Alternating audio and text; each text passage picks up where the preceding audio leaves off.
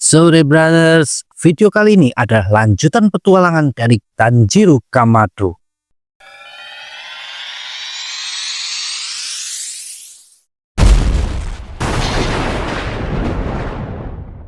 Biasa, sebelum mulai, jangan lupa klik tombol subscribe-nya.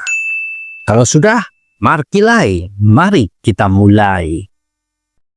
Tanjiro melotot melihat iblis bulan itu, malah langsung mengincar dirinya. Beruntung Rengoku cepat menyerang balik, bikin iblis bulan tersebut meloncat mundur. Tapi kemampuan regenerasi iblis bulan sangat cepat, padahal tadi lengannya terbelah dua, tapi sekarang pulih dalam sekejap. Rengoku bertanya kenapa mengincar Tanjiro yang sedang terluka. Iblis bulan bilang kalau lihat orang lemah, dia selalu ingin melenyapkannya. Dia juga malah menawari Rengoku untuk jadi iblis saja. Iblis bulan itu merasakan aura kuat dari orang di depannya ini. Bertanya, apa dia seorang Hashira? Aku Rengoku Gyojuro, Hashira api. Iblis bulan itu tersenyum. Aku iblis bulan atas 3. Akasa. Lalu dia bilang Rengoku tidak akan pernah mencapai level terkuat, karena manusia akan menua dan melemah lalu mati. Rengoku ngomong justru itu keindahan jadi manusia. Karena tahu tidak abadi, setiap momen kehidupan bisa dinikmati. Kekuatan pada manusia bukanlah fisik, tapi tekadnya. Rengoku juga membela kalau Tanjiro itu kuat, tidak lemah seperti dugaan Akasa. Rengoku dengan yakin bilang tidak akan pernah mau jadi iblis. Akasa langsung memasang kuda-kuda pertarungan, lalu melesat ke depan disambut Rengoku yang juga maju. Benturan keduanya menimbulkan kepulan asap dan suara menggelegar. Akasa meninju udara berkali-kali seperti melontarkan meriam angin. Kobaran api tercipta saat Rengoku menangkis semua serangan tersebut. Rengoku mendekat dan berusaha mendesak Akasa. Saling balas serangan yang sangat dahsyat terjadi. Rengoku masih sempat memperingatkan Tanjiro agar tidak bergerak karena lukanya bisa terbuka lagi. Dan lagi-lagi benturan keras menciptakan pemandangan yang mengerikan sekaligus mengagumkan. Tanjiro menatap khawatir. Setelah pertarungan dahsyat itu, terlihat tubuh Rengoku agak oleng. Akasa bilang serangan Rengoku memang kuat, tapi bisa dikonter dengan regenerasi Akasa yang mengerikan. Sedangkan luka di badan Rengoku tetap ada. Pelipis robek dan tulang rusuk patah. Inosuke cuma bisa diam gemetaran menyaksikan pertarungan yang jelas melampaui kemampuannya. Akasa ngomong kalau kemampuan hebat Rengoku akan sia-sia kalau mati di sini. Tapi Rengoku tersenyum lebar. Dia akan bertarung sebagai Hashira tanpa penyesalan. Hashira api itu maju dengan kecepatan luar biasa. Dentuman suara dan debu jauh lebih dahsyat dari sebelumnya. Tanjiro dan Inosuke tampak khawatir. Mengerikan, lengan kanan Akasa menembus perut Rengoku sampai tembus ke belakang. Akasa masih teriak mengajak Rengoku jadi iblis. Kalau tidak, dia akan mati di sini. Rengoku teringat almarhum ibunya yang pernah bilang, kalau Rengoku diberkahi dengan bakat, berarti dia punya tanggung jawab untuk melindungi yang lemah. Rengoku memperkuat cengkraman pada gagang pedang dan menebas ke arah leher Akasa. Iblis bulan itu kaget, lawannya masih punya kekuatan sebesar itu. Akasa mengarahkan tinju kirinya ke arah muka Rengoku, tapi malah terkejut. Tangan kiri lawannya bisa menghentikan. Bukan cuma itu, Akasa tidak bisa menarik keluar lengannya yang tertanam di perut Rengoku. Tanjiro memaksa bergerak buat membantu. Akasa merasakan bahaya, dia berusaha keras menarik tangannya. Rengoku tidak mau kalah, dia semakin menekan keras pedangnya agar leher iblis itu terpenggal sepenuhnya. Keduanya sama-sama mengeluarkan seluruh kemampuannya. Tanjiro berteriak agar Inosuke ikut bergerak, karena temannya itu lebih baik kondisinya. Inosuke maju mengincar Akasa, yang langsung menghentakkan kaki sekuat tenaga. Tercipta ledakan keras, bikin Inosuke terpental. Sedangkan Akasa berhasil lompat ke udara, meski harus membuat kedua lengannya putus. Di lehernya juga masih tertancap separuh bilah pedang Rengoku. Akasa melihat matahari pagi semakin jelas. Dia segera bergerak ke arah hutan.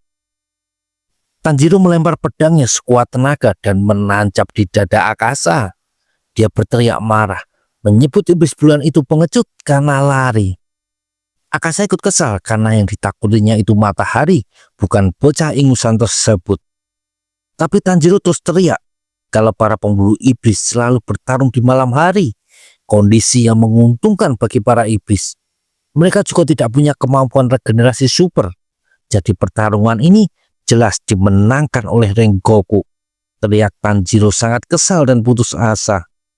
Dia menangis keras karena tahu kondisi seniornya itu. Inosuke cuma bisa diam karena dia juga merasa lemah tidak bisa melakukan apa-apa. Rengoku termangu melihat juniornya tersebut. Dia memanggil Tanjiro mendekat karena ada pesan terakhir yang mau disampaikan. Rengoku menyuruh Tanjiro datang ke rumahnya. Dia yakin ada catatan lama yang mungkin berisi tentang tarian Dewa Api yang pernah ditanyakan sama Tanjiro. Bocah itu meminta Rengoku menghentikan pendarahan dengan teknik yang dia ajarkan ke Tanjiro sebelumnya. Tapi Rengoku sadar dia sudah tidak bisa diselamatkan lagi. Rengoku minta Tanjiro menyampaikan pesan ke adiknya agar memilih jalan hidup sesuai hatinya. Lalu buat sang ayah agar menjaga kesehatan. Rengoku juga bilang dia percaya pada Nezuko. Tadi di kereta dia melihat Nezuko mati-matian melindungi para penumpang. Rengoku menganggap siapapun yang melindungi manusia dari iblis berarti dia adalah anggota pemburu iblis, tak peduli apapun wujudnya. Rengoku ngomong kalau Tanjiro, Inosuke, dan Zenitsu adalah para harapan muda bagi masa depan. Dia percaya ketiganya bisa jadi Hashira di masa depan. Rengoku tersenyum lebar sambil menghembuskan nafas terakhirnya. Tanjiro cuma bisa bercucuran air mata menangisi ketidakberdayaannya. Berita kematian Rengoku pun langsung disampaikan ke para Hashira lain. Di jendela sebuah rumah, Akasa datang menemui seorang bocah laki-laki yang dia panggil dengan sebutan Tuan Musan. Akasa melaporkan kalau dia belum menemukan bunga bakung biru yang dicari oleh Musan. Tapi sebagai gantinya, dia sudah menghabisi satu Hashira. Musan melotot dan bilang kalau hal itu bukan pencapaian yang bisa dibanggakan. Dia ngomong seharusnya hal wajar kalau iblis menang dari manusia. Musan juga menyebut Akasa tidak bekerja dengan baik karena membiarkan 3 pemburu iblis lain masih hidup. Anehnya, meski Musan tidak bergerak, tapi Akasa langsung muntah darah. Entah sekuat apa Musan sampai bisa bikin Akasa yang kuat begitu jadi ketakutan. Setelah sesi omelan selesai, Akasa pergi dengan menahan marah. Dia bersumpah akan melampiaskannya pada pemburu iblis yang sudah mengatainya pengecut, yaitu Tanjiro Kamado. Di tempat lain, Tanjiro sedang mendatangi kediaman Rengoku dan ketemu sama bocah laki-laki, adik dari Kyojuro yang bernama Senjuro. Tanjiro bilang ada pesan terakhir dari Kyojuro Rengoku untuk adik dan ayahnya. Tapi tiba-tiba keluar sang ayah yang malah marah-marah dan mengatai Kyojuro anak yang bodoh karena memaksa jadi pendekar pedang padahal tidak berbakat. Pria yang menenteng botol sake itu terus berkata wajar kalau Kyojuro meninggal karena kurang kemampuan. Dia juga nyuruh Senjuro berhenti meratapi sang kakak. Ayah Rengoku mengusir Tanjiro pergi, tapi matanya langsung melotot kaget melihat anting yang dipakai Tanjiro sampai-sampai menjatuhkan botol sakenya. Dengan marah, pria pemabuk itu menyebut Tanjiro sebagai pengguna teknik pernapasan matahari. Dia juga langsung membanting Tanjiro ke tanah. Tanjiro tidak menyangka gerakan pria pemabuk ini cukup cepat dan kuat. Senjuro berusaha memisahkan keduanya, tapi malah kena tamparan dari sang ayah. Hal ini bikin Tanjiro marah dan mendorong balik ayah Senjuro sambil berteriak tidak mengerti apa yang dikatakan pria tersebut. Ayah Senjuro menunjuk Tanjiro dan kembali menyebut bocah itu pengguna teknik pernapasan matahari. Dilihat dari anting Hanafuda yang dipakainya. Teknik pernapasan matahari adalah satu-satunya teknik yang original, teknik yang sangat hebat. Dan teknik pernapasan lainnya hanyalah imitasi alias teknik tiruan saja. Makanya dia berpikir Tanjiro pasti datang buat menyombongkan diri. Bocah itu jadi kesal dan merangsek maju.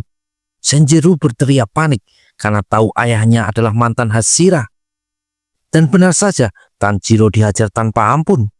Sampai satu tandukan kepala keras Tanjiro kena tepat dan bikin pria pemabuk itu pingsan. Tak lama kemudian, Tanjiro tertunduk malu. Dia minta maaf ke Senjuro karena sudah berlaku tidak sopan. Tapi Senjuro malah tertawa. Ayahnya juga sudah sadar dan langsung pergi beli sake. Senjuro merasa lega karena Tanjiro membela kakaknya. Sedangkan dia cuma bisa diam saja. Lalu Senjuro membawakan buku keluarganya sesuai pesan terakhir Kyojuro. Dua bocah itu terbelalak saat membuka buku tersebut. Isi bukunya sudah penuh coretan jadi tidak terbaca. Senjuro menduga itu ulah ayahnya pas mabuk. Tanjiro cerita kalau dia bisa mempraktekkan teknik warisan dari mendiang ayahnya. Tapi tubuhnya langsung kesakitan dan susah bergerak. Dia berharap dapat informasi tambahan tentang cara penggunaan teknik pernapasan Dewa Api tersebut. Tanjiro bilang dia akan berlatih lebih keras dan menjadi Hashira seperti Kyojuro. Mendengar itu Senjuro menangis terharu. Dia ngomong sudah khawatir kakaknya tidak punya penerus. Karena Senjuro ini tidak punya bakat berpedang. Nacirinya pun tidak berubah warna sama sekali. Tapi sekarang dia lega karena sudah ada Tanjiro yang mewarisi tekad Kyojuro. Tanjiro pun pamit pulang. Lalu Senjuro menemui ayahnya untuk menyampaikan wasiat sang kakak. Tapi ayahnya terus berteriak tidak mau dengar. Karena berpikir pasti Kyojuro menyalahkan dirinya yang tidak perhatian. Tapi Senjuro dengan lembut berkata, jaga kesehatan. Itulah pesan terakhir kakak buat ayah. Pria pemabuk itu tertegun mendengarnya. Dia lalu menangis sesenggukan, menyesali sikapnya yang tidak pernah mendukung anak sulungnya semasa dia masih hidup.